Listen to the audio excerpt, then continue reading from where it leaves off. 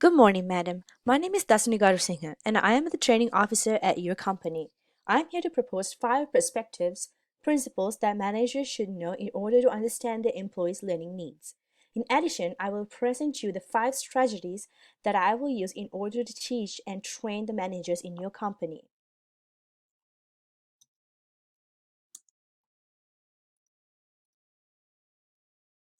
Here is the agenda for this presentation.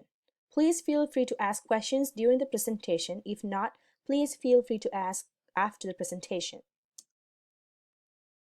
Why is it important to know and understand the learning needs of the employees? According to Gallup's research, there are about 13% employees are actually actively engaging at their jobs.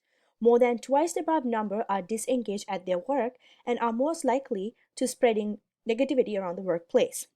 For your information, Gallup is an American research-based global performance management consulting company founded by George Gallup in 1935. One of the main reasons why the employees are not engaged in their work is poor management. Therefore, it is crucial to build a strong relationship between managers and the employees. In order to do that, understanding and knowing their employees' learning needs is one step closer to building the strong work relationship. After close observation, here are the principal perspectives which I think, as the subject matter expert, that your manager should know and understand. Classical conditioning, operant conditioning, schema theory, social learning theory, and multiple intelligences. Classical conditioning. This is where a famous research study which was done by Pavlov comes to play. At the end of his research, he noticed that the dogs salivate even the sound of the bell, even if there's not food sitting in front of the dog. This is conditioning. The dog was conditioned to salivate to the sound of the bell. Just as it is, we can condition our employees to perform better at their job. For this, we can send them to monthly training, annual training, and so forth. Muscle memory could be very important in order to person to do something very well. Therefore, it is the manager's responsibility to make sure that their employees are conditioned to do their job well.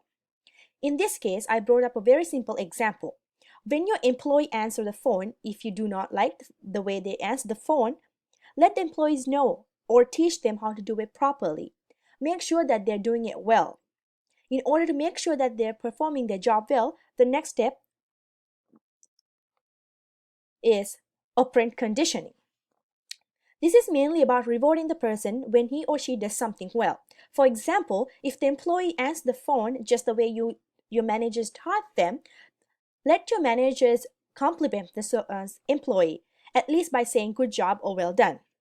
These rewards can take an employee a very long way. Therefore, it is important to understand that rewarding an employee can be very helpful towards the company's work as well. Reassure the employee that they are doing a great job or good job, at least just by verbally complimenting them. Schema theory. Schema theory this isn't getting information from external experiences and storing them inside their mental boxes that are categorized accordingly. Let the managers share their experiences. This will lead the employees to get information from the managers' experiences and add them to their mental information boxes. Have the employees learn from their managers' experience as well as their own experiences. Social learning theory is somewhat similar to schema theory because they both focus on receiving information from the experiences and making it their own. Have the managers and employees share experiences. Have your managers be role models to the employees. In addition, the company can bring guest speakers to share their experiences. In that way, the employees will get more information and boost their performance at their jobs. Expose your employees to social learning situations. Multiple intelligence is something I am personally fond of. The link below will give you the opportunity to measure which areas is strong in your employees or even in your managers. This tool will open up many doors and will give the managers opportunity to understand which area are the strongest and which areas that need more working in their employees. In this way, the manager will be able to effectively approach their employees rather than approaching them blindly. If the manager cannot get to an employee, this is probably a sign that manager should use a different path to get to the employee because the employee probably is strong in a different intelligence rather than intelligence the manager is trying to get to. Here are the 5 strategies I will be using in order to train and teach the managers. As you probably know, the group of managers are very diverse. They have their own strengths and weaknesses. Therefore, I chose these strategies to cover all the different strengths and weaknesses of the managers and get to them effectively.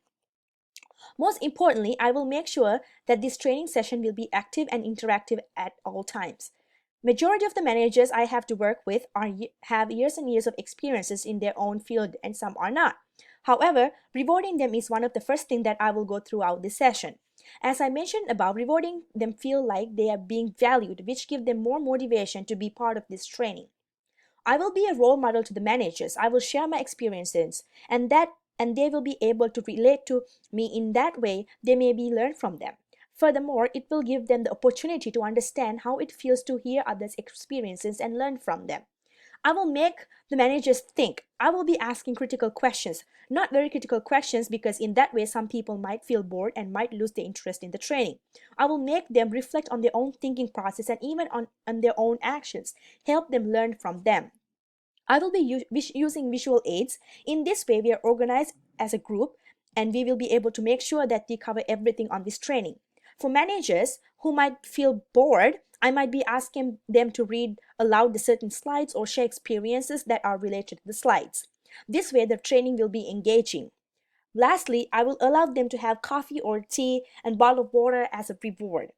Other rewards include verbal rewards such as good job, well done, and so on.